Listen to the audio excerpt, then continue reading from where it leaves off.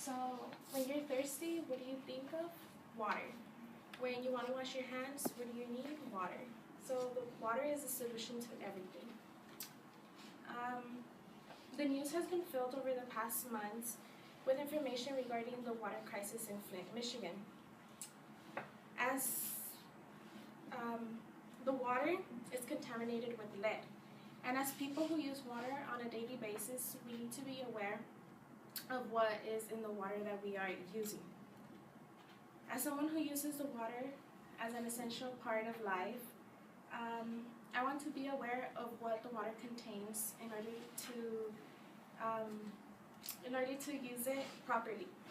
So, learning about the water crisis will allow us to be prepared in case one day we have to go through this incident, such as Michigan. First, I will talk about the water crisis in Flint, Michigan, then how it started and how the state and federal government got involved in the situation, and then I will also talk about how the people have reacted to this incident. So, what is the Flint water crisis? Learning about the water crisis will allow us to understand the concept better.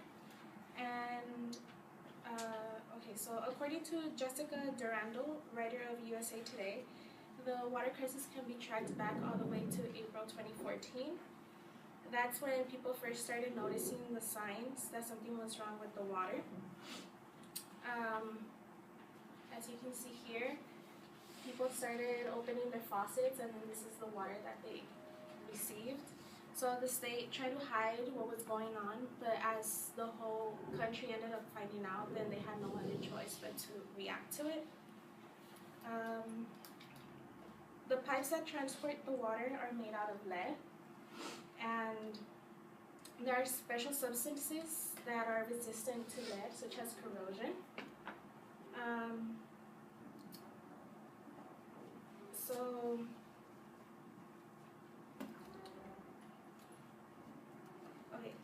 So corrosion is resistant, and Flint used to get its water from a different system, but then they decided to go to a different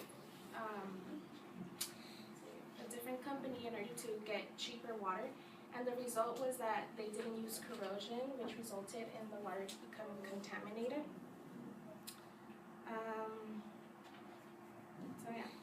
Now that we have gone over what the water crisis we will talk about how the government helped. So, as I said before, the governor, Rick Snyder, tried to keep this undercover so no one would try to find out. But as people throughout the country started finding out, he had no other choice but to propose a conference. And in the conference, he stated how he's human and he makes mistakes, but that he was going to try to do everything that he could in order to fix this problem. And he even tried proposing a solution to President Obama, but Obama rejected it because he said that the disaster was man-made, so he couldn't really help him with more aid than what he already gave him. And so President Obama, according to Paul Egan and Todd Spangler from the Detroit Express, President Obama declared the state to be in emergency, and because of that, he gave them $5 million to use to help people and with the situation that was going on, and help them get fresh water that was clean. So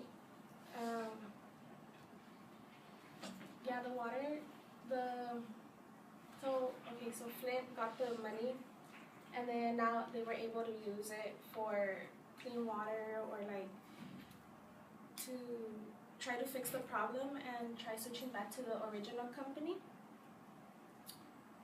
And so now that we have gone over the water crisis in Flint and how the government intervened, we can talk about how the people and the state reacted to this incident. So for one, the water crisis stirred many emotions, but the residents of Flint and the state both reacted differently. So the residents were upset because the government was still making them pay for the water even though they weren't using it because of its damages. And the residents thought it wasn't fair because the water itself is really expensive, and for them to be paying for something that they're not going to use, then that's why they started creating these protests. And then they demanded not to be forced to pay for the water. On the other hand, the state claimed that they will give a report with all the information that was involved in the water crisis to every single resident of the city.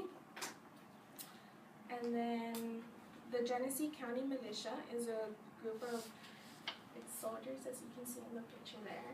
And then they have been giving away free water to residents from Flint.